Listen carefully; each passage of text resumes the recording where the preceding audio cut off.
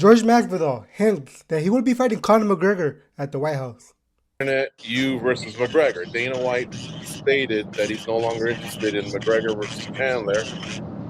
So then all of a sudden this report comes out, and I'm wondering, does it have legs? Does it have traction? Is it a possibility? You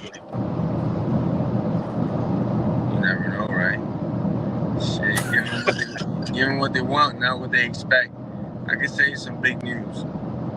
I have some fight news coming soon, and it's very big news.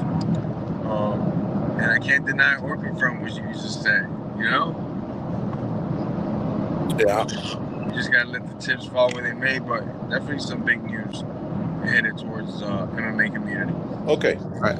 So you can't confirm, but you also cannot deny. I'm Trump's favorite fighter, brother. That's all you gotta just keep in mind. What's that? Trump's favorite fighter. Just remember that at all times. Justin Gaethje says that Arman Tsarukyan is the reason that he didn't get the title shot. And also, I mean, Tsarukyan is definitely probably more, deserving, but the guy up multiple times, and there's just something you cannot do. He was gonna fight for the belt, he pulled out the night before, because he couldn't make weight, or I don't think that any of us are privy to what actually happened that night. I don't know why he got, why he pulled out of the card or why he didn't fight.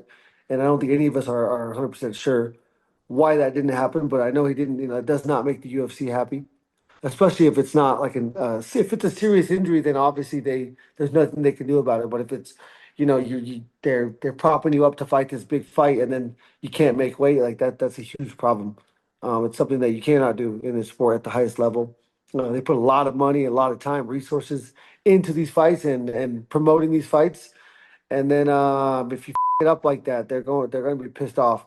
And then he headbutts Dan Hooker, on the scale. That's also something you cannot do. That he risked also losing another fight the day before the big fight, where they put all this promotion, all these resources into propping up this fight. And so, I mean, with it being the first fight on Paramount, I think, why, if you're a huge company, why would you take a chance like that? So, Joaquin Buckley calls out Belal Muhammad and Shavkat for his next fight. It's dry out here, bruh. You know what I'm saying? It's dry out here. I'm looking for some. I'm asking, I'm pleading. Oh, okay, yeah. I'm trying to get Shavkat. He calling me black boy every once in a while.